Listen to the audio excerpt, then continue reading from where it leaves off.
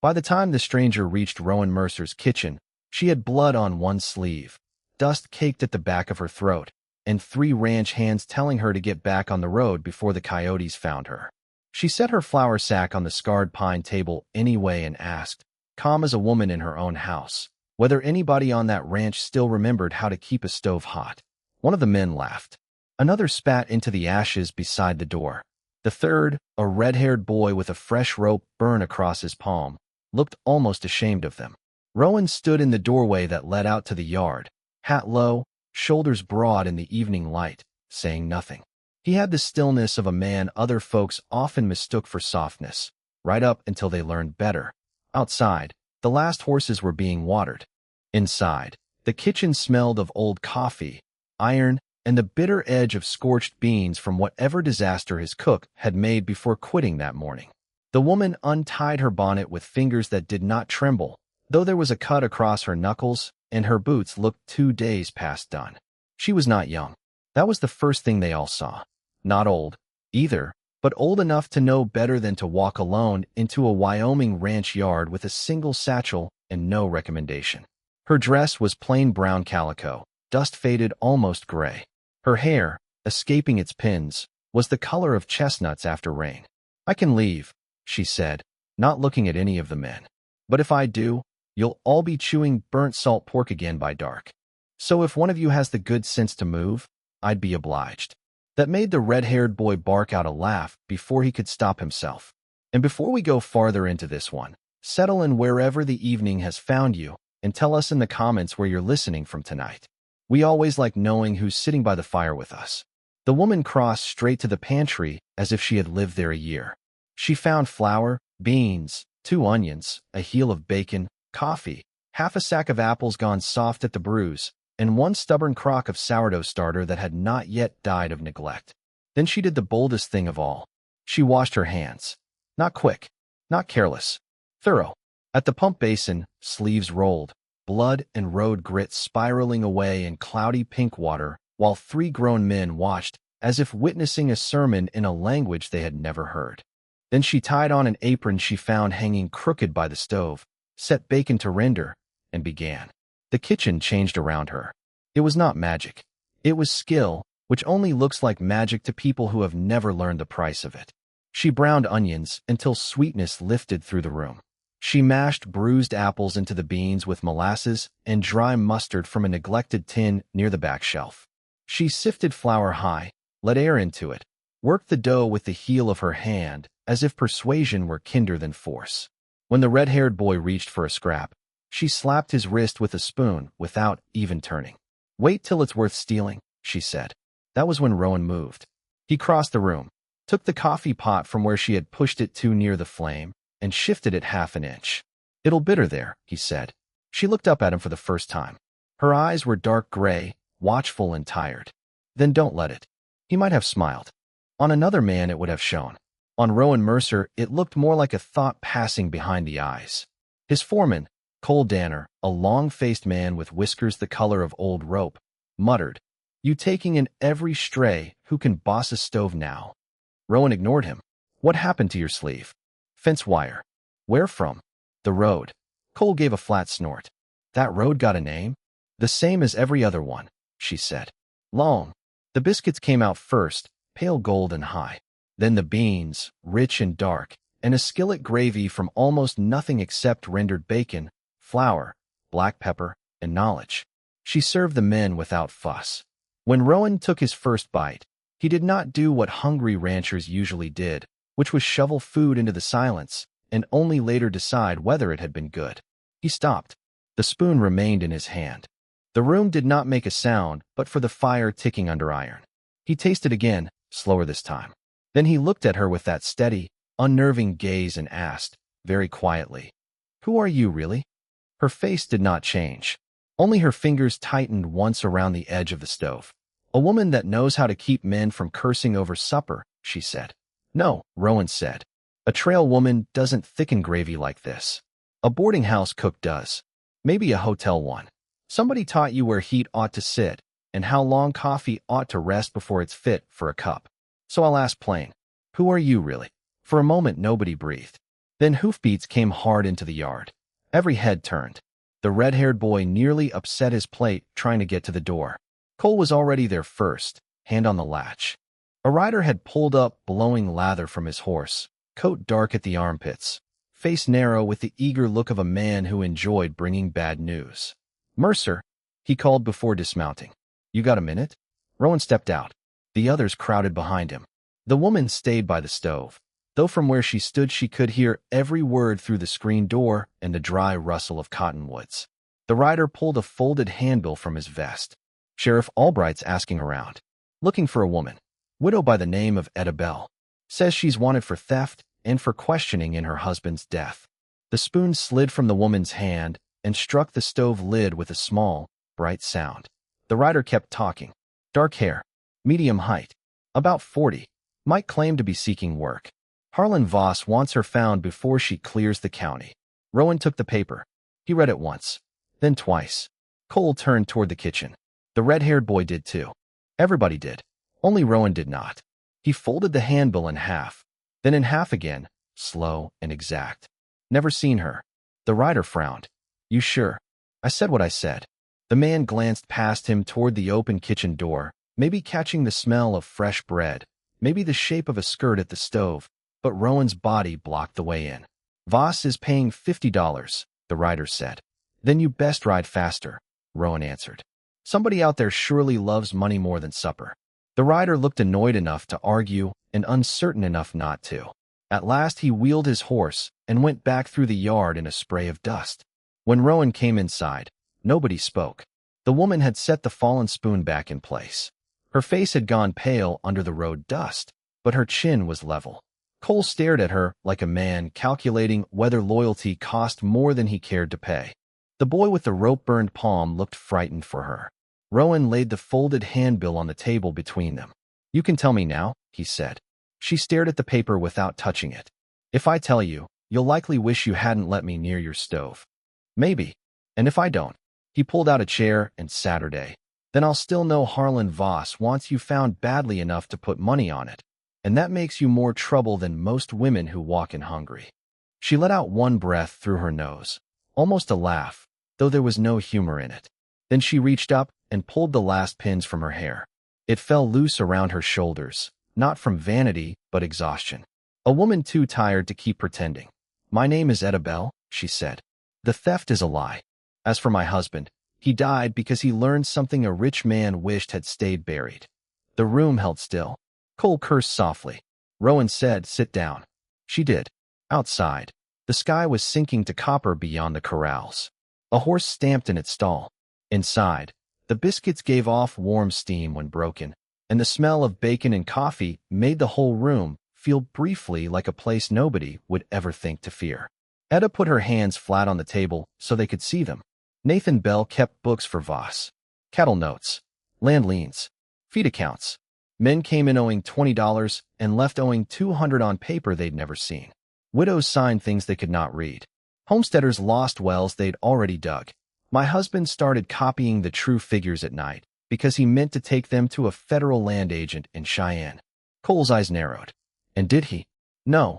Her voice stayed even, but grief lived underneath it like coals under ash. "He was found at the bottom of the livery loft ladder 3 weeks ago. Sheriff called it a fall. Voss called it a tragedy. I called it what it was, once, and learned not to do that in public." Rowan's thumb rubbed the rough grain of the table. "Why come here?" That question sat bigger than the rest. She looked at him at last. "Because your name was in Nathan's ledger." Cole swore louder this time. The red-haired boy went white. "On what?" Rowan asked. "A note Voss means to collect before month's end. Feed advances. Veterinary costs. Winter losses. Most of it invented. Enough of it written neatly enough to take your south pasture. Maybe your spring if you fought him wrong." The kitchen seemed to cool despite the fire. Rowan did not flinch, but something old and bitter passed through his eyes. Etta saw it and understood there was history there she had not yet been told.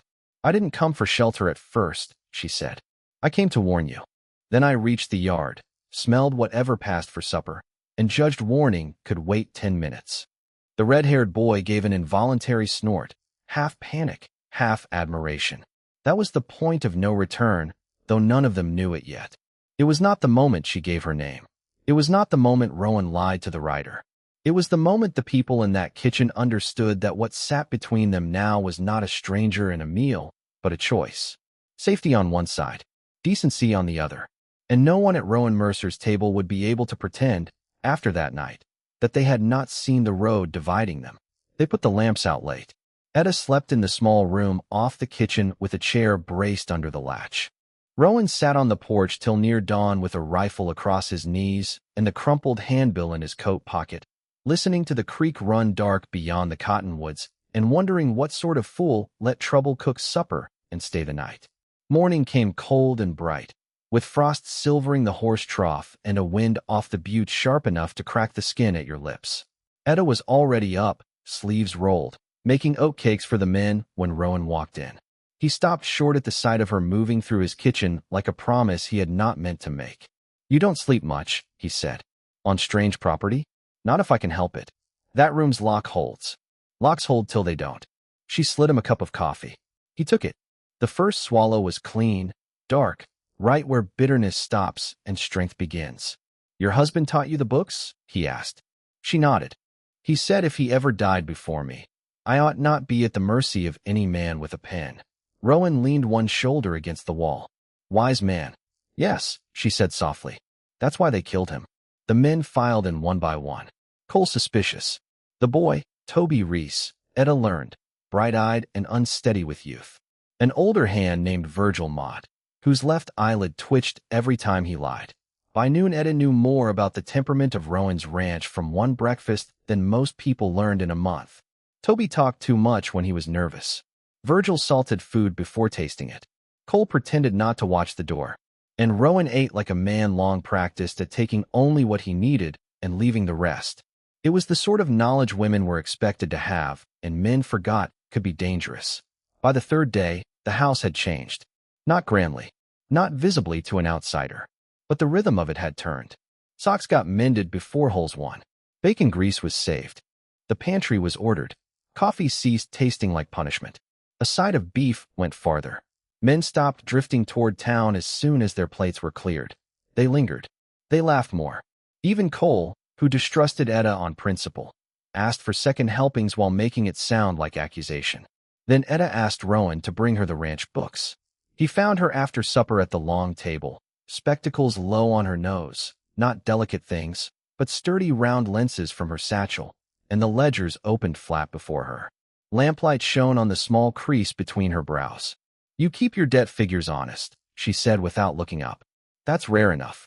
Was that meant kindly? It was meant surprised. She tapped a line with one finger. "This note here. Harlan Voss says he advanced you winter feed in January at prices fit for a drought year in Arizona. But your own entries show you bought half that hay from Deacon Lamb in Pine Crossing, and Lamb's the kind of man who wipes the same spot on his counter whenever he lies. Meaning if he swore to that sale in front of a judge, we'd know to press harder." Rowan pulled out a chair opposite her. "You got all that from a book and one shopkeeper?" "I got it from being alive in rooms where men talked too freely because they mistook me for furniture." She closed the ledger. "If Voss calls the note, you have 12 days before he can force a public auction." Rowan's jaw set. "I figured closer to a month. He shortened terms on 3 other ranches first. Nathan kept the dates. He liked patterns." Rowan studied her. "Why not ride east and hand your ledger to the first marshal with a star?" A shadow passed through her face. "Because men with stars eat at rich tables too." He knew enough about the world not to argue.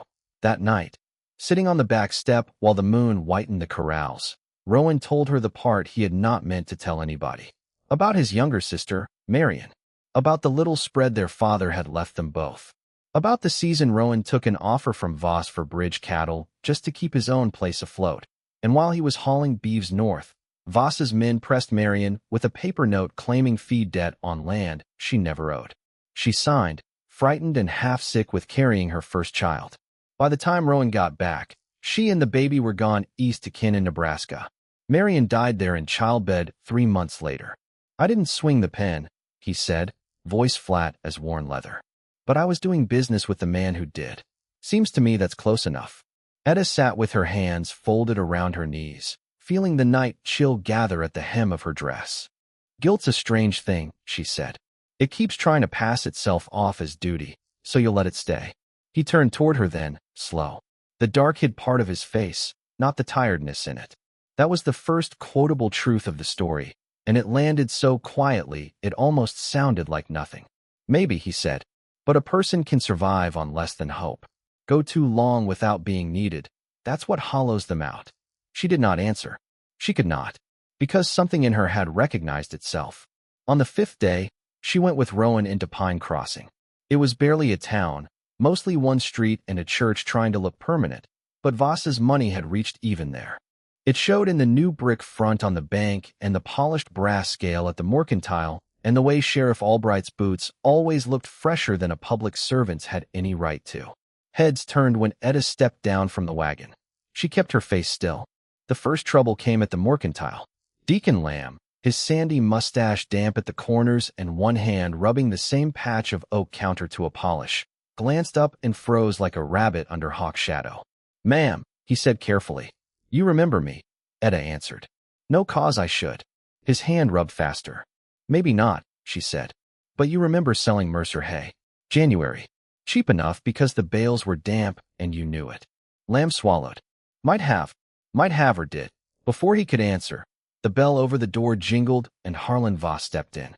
He was a handsome man in the way certain snakes are handsome. Clean beard line. Broadcloth coat. Gloves he never dirted himself removing unless he meant to touch something important. His confidence entered a room 2 full seconds before the rest of him. His eyes found Etta and lit with a terrible, pleasant surprise. "Well," he said, "there you are." Rowan took half a step forward. Not enough to threaten. Enough to make plain where he stood. Voss smiled. "Mercer, didn't know you'd hired yourself a fugitive." "She cooks better than your lies," Rowan said. It was the sort of line Toby later repeated to everyone within earshot, but at the time the store felt too tight for breathing. Voss looked Etta over with slow amusement. "You should have come back, Mrs. Bell. Running always makes innocent people look guilty." "My husband looked innocent at the bottom of your ladder too," she said. No one moved. Even Deacon Lamb stopped rubbing the counter. Voss's smile thinned. "Careful." Etta could smell coffee beans and burlap, lamp oil, wool coats damp with melted frost. She could also smell her own fear, metallic and thin, at the back of her throat. But she had learned by then that fear and silence were not the same thing. "You forged notes," she said. "You stole land from widows. You murdered the man who kept record." Voss laughed softly. "And yet here I stand buying seed, and you stand hiding behind a rancher too proud to know when a cause is lost." He turned to Rowan. 12 days, Mercer. Then I collect. I'd start packing anything sentimental." Voss left without hurry. Men like that never hurried in public. They trusted the world to hold still for them. Only after he was gone did Deacon Lamb whisper, "He means it." "So do I," Etta said. On the drive back, the wind cut across the flats hard enough to sting tears from the eyes. Rowan kept the team steady and said very little. Etta sat beside him with her hands tucked deep in her shawl, thinking of Nathan's ledger hidden in the false bottom of her flour sack, and of how easy it would still be to leave at dark. Ride west. Disappear again. Let Voss crush one more honest place the way he had crushed the others.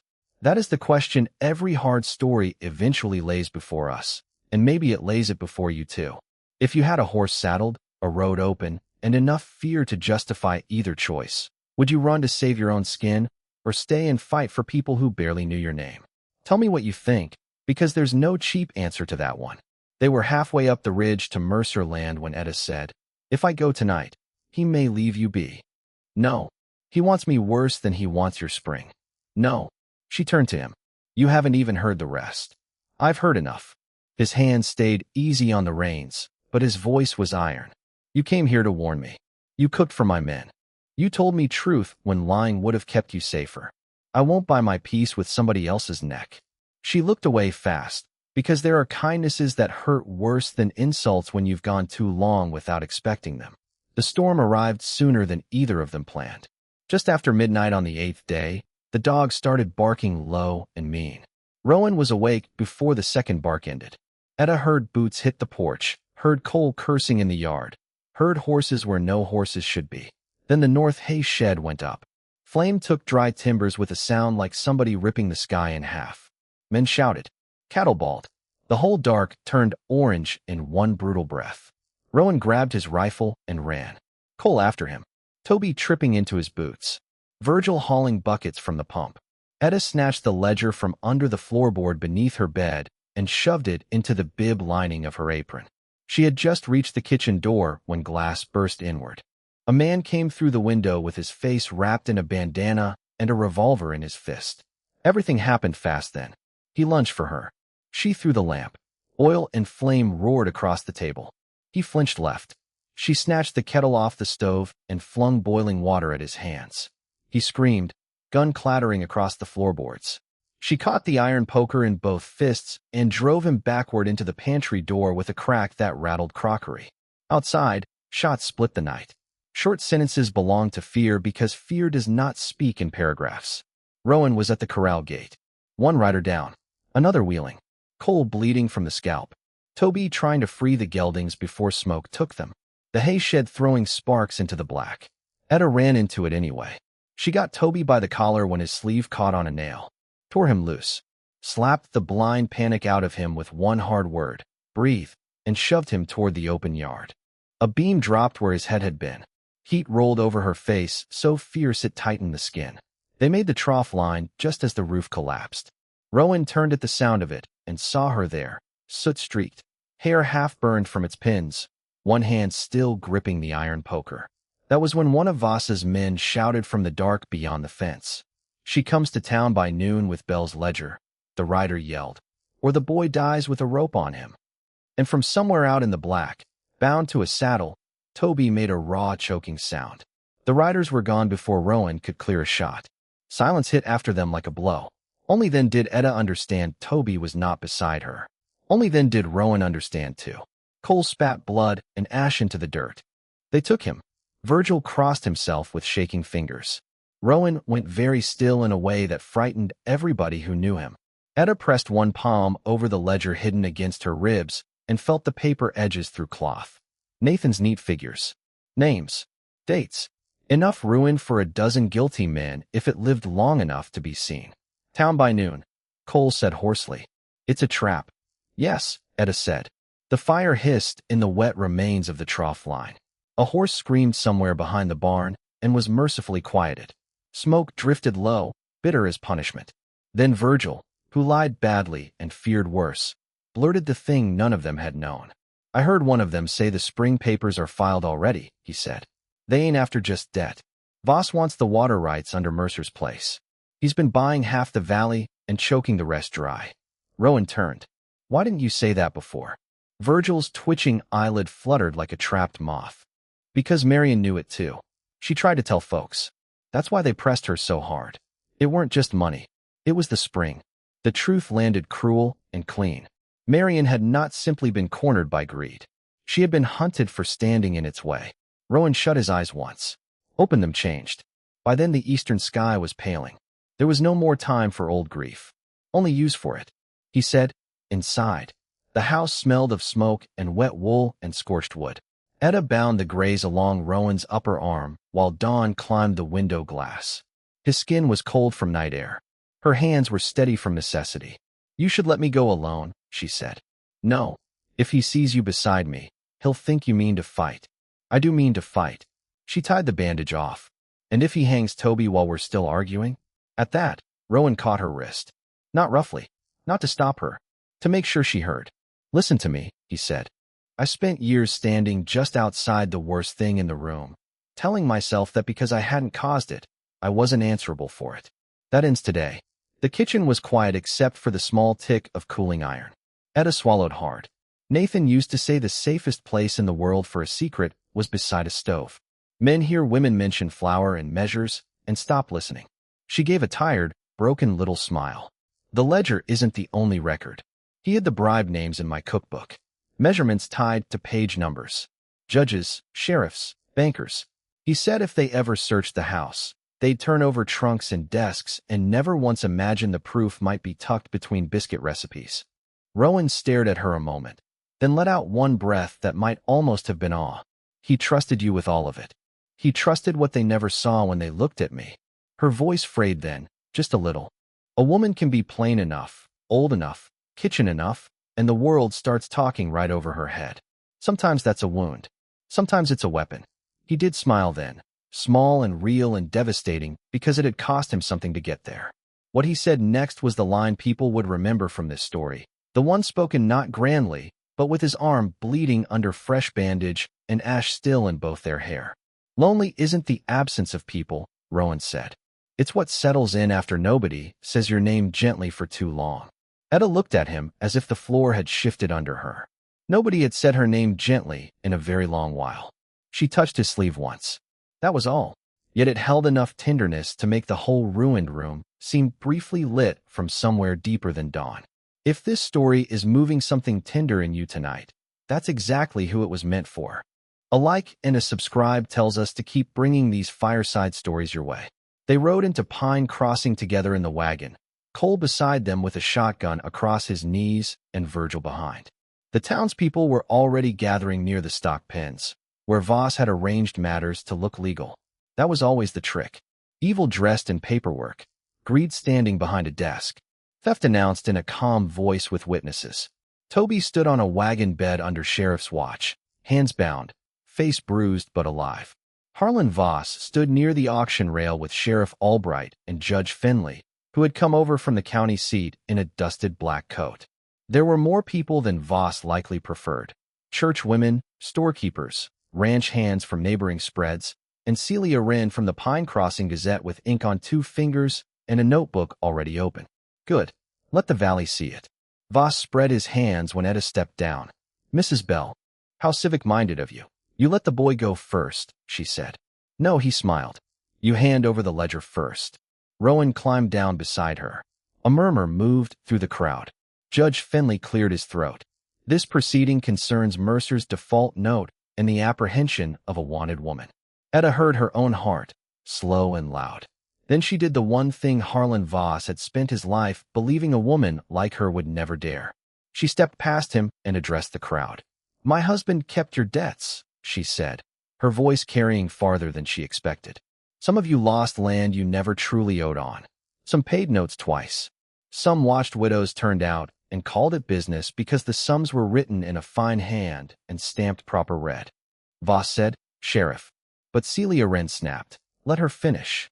Etta pulled Nathan's ledger from inside her apron. The whole square saw it. Voss's face changed then, just a degree, but enough. This book, she said, holds the true figures. And this. From her satchel, she drew the cookbook, old blue cloth cover, grease dark at the edges, as ordinary-looking as any kitchen Bible in the territory. Holds the names of the men paid to help him.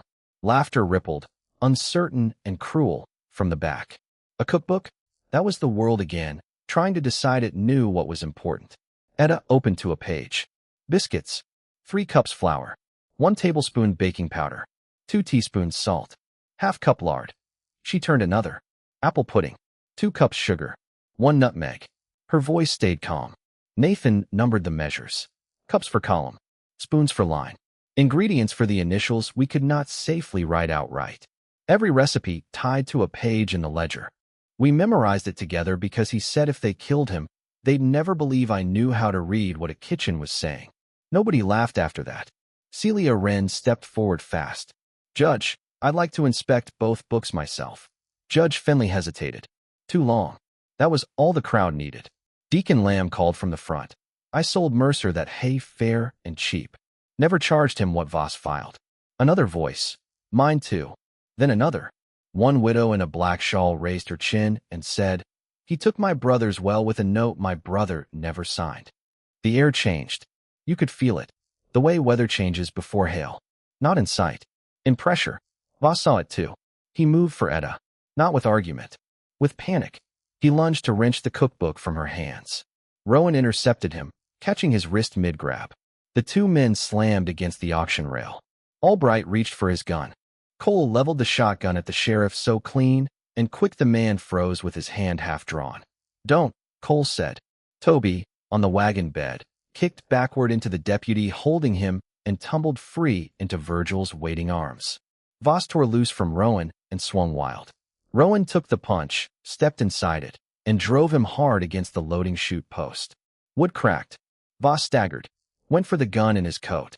Etta moved before anyone else. She drove her shoulder into him with all the force of a woman who had been told half her life she took up too much room and had finally found a use for every inch of it.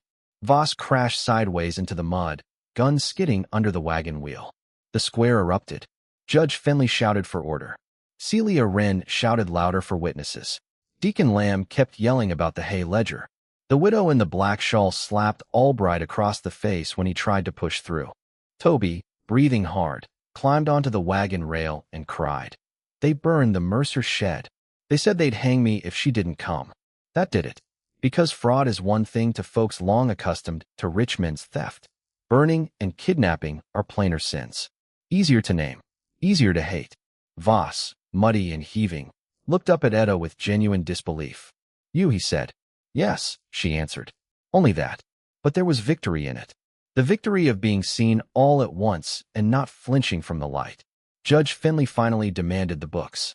Etta handed them not to him, but to Celia Wren first. Read page 47, she said. Celia did. Her eyes sharpened. Payment to AA for warrant delay. Payment to F for lien certification. Payment to HV. Transfer on Mercer Spring lots. Sheriff Albright began to back away. Cole cocked the shotgun. No one let him leave. By sunset, Harlan Voss sat in a cell behind the marshal's office in the county seat. Because once Celia Wren got hold of the books, she wired farther than Pine Crossing. The federal land office came into it. So did bank examiners. So did 3 ranchers from the North Range with their own papers and grudges. Voss's accounts were frozen.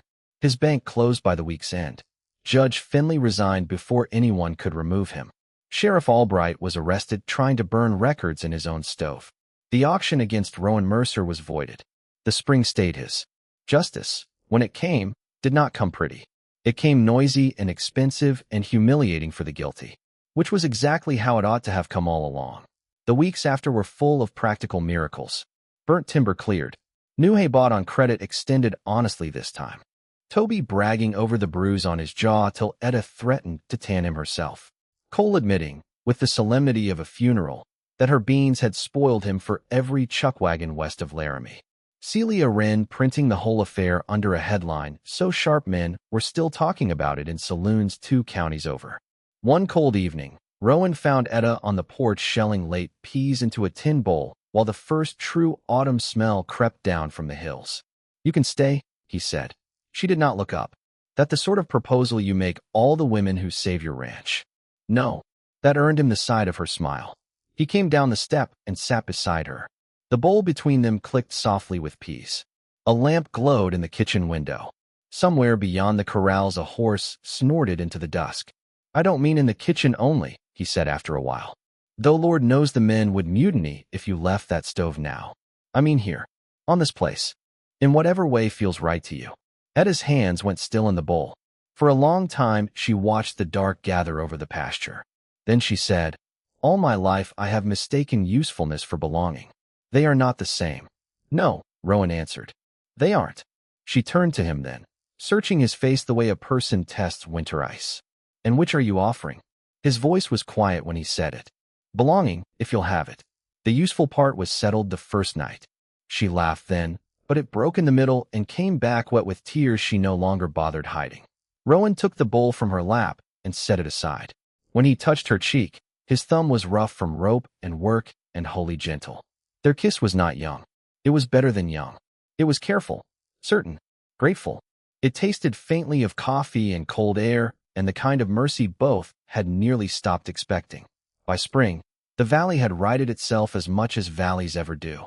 Some land was restored. Some never would be. But Voss went to trial in Cheyenne on fraud, conspiracy, extortion, and the murder of Nathan Bell. Celia Wren attended every day and printed every ruinous detail. When the sentence came, 10 years federal, his holdings dissolved in penalties and claims. Nobody in Pine Crossing called it harsh. Most called it late. As for Etta and Rowan, they married small, with Toby scrubbed almost respectable and Cole wearing a collar he hated with religious fury. Deacon Lamb sent 2 sacks of the best flour in the county and pretended it was a business gesture. Celia brought a fountain pen and told Etta to keep her own accounts forever after. Virgil cried outright when nobody watched and denied it when they did. Months later, When summer ran warm over the pasture and the kitchen windows stood open to the smell of cut hay, Etta found herself pausing in the middle of kneading bread just to listen. Men laughing at the pump, Rowan whistling low while mending tack, the house breathing around her like something alive and content. Funny thing about a real home, it doesn't ask how long you plan to stay. It just goes on making room until your sorrow stops standing by the door. In the gold of late afternoon, Rowan came up from the lower field and crossed toward the porch where Etta stood with flour on her hands and sunlight in her loosened hair, and beyond them the pasture rolled quiet under the high blue sky, while two horses grazed easy in the long shadow of a house that had finally learned how to keep its people.